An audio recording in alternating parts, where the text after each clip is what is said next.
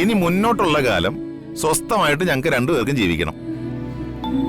അപ്പൊ എന്താ ചെയ്യാ, തറവാട്ട് ഭരണം മകനും മരുമകളും കൂടി ചേർന്നങ്ങ് നടത്താം. അച്ഛനും അമ്മയ്ക്ക് എത്ര കാലം വേണമെങ്കിലും വിശ്രമിക്കാം. തറവാട്ട് കാര്യങ്ങളൊക്കെ ഞാൻ തന്നെ നോക്കി നടത്തിക്കൊള്ളാം. പക്ഷേ ഒന്നും എന്റെ പേരിൽ എഴുതി എന്നെ കാരണവരാക്കരുത്.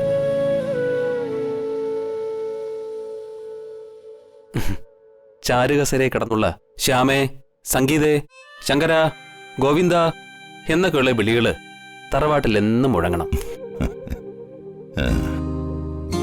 ആ സ്ഥാനത്ത് ഞാൻ വിളിച്ചു കൂവിയ അതൊരു പിച്ചൗട്ടായിട്ടേ എല്ലാവർക്കും തോന്നും. അതുകൊണ്ട് കാരണവന്റെയും കാരണവത്തിയുടെയും സ്ഥാനത്ത് ആരെയും പകരം വെക്കരുത്. പ്ലീസ്, നിങ്ങൾ തന്നെ മതി. ആ, അത് നമുക്ക് പിന്നീട് ആലോചിക്കാം. ഇപ്പോ വേറൊരു കാര്യം, കോവിലകം വക സ്വത്തിന്റെ ഒരംശമെങ്കിലും ജീവകാരുണ്യ പ്രവർത്തനങ്ങൾ ചെയ്യണമെന്നുള്ള ഒരു നിർബന്ധം മാത്രമേ അച്ഛനുള്ളൂ. വൃദ്ധസദനത്തിലേക്ക് നമ്മൾ പതിവായി കൊടുക്കാറുള്ള ഡൊണേഷൻ തുകയായത്.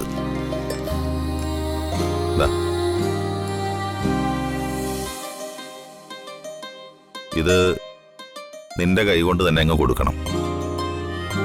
പിന്നെ തിരക്കിന്റെ ഇടയിൽ അത് മറന്നു പോകരുത്. ഇല്ല ചാ, ഞാനിത് ഇപ്പൊ തന്നെ വൃദ്ധസദനത്തിൽ എത്തിച്ചേക്കാം. പോയി വേഗം ഡ്രസ് മാറി വാ. പൊതിയണത്? ഓ വേണ്ട ചാ.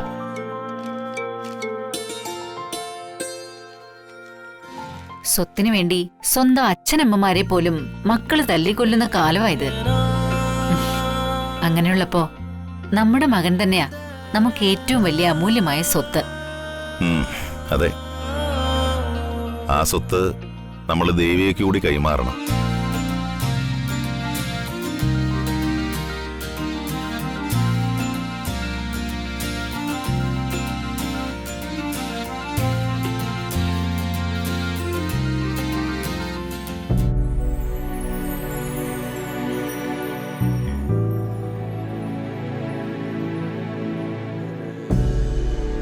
അമ്മേ,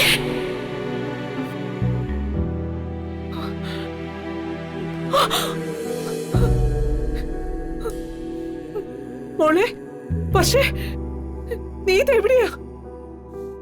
ദേ, അമ്മ എവിടെയുണ്ട്, ഇങ്ങോട്ട് വാ. മോളെ, നീ എവിടെയാ? ചന്ദ്രു, നീ ഇതാരെയാ വിളിക്കുന്നേ? വർഷം മോളെ. അമ്മയെന്ന് വിളിച്ചോണ്ട് അവളിങ്ങോട്ട് വന്നതാണല്ലോ.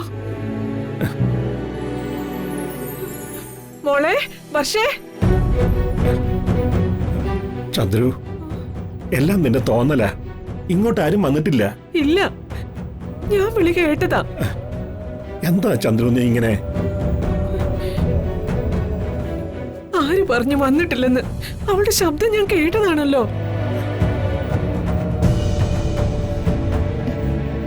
വന്ദനമോള് വന്നല്ലോ. മോള് പറ, നീയും ജഗനും കൂടി വർഷ അന്വേഷിച്ചു പോകുന്നതിന് മുൻപ് അവള് വന്നു അല്ലേ? അവള് വന്നില്ലേ? ആ സന്തോഷ വാർത്ത അറിയിക്കാൻ വന്നതല്ലേ? എന്നിട്ട് എന്റെ വർഷമോൾ എവിടെ? മാനത്തെ കൊട്ടാ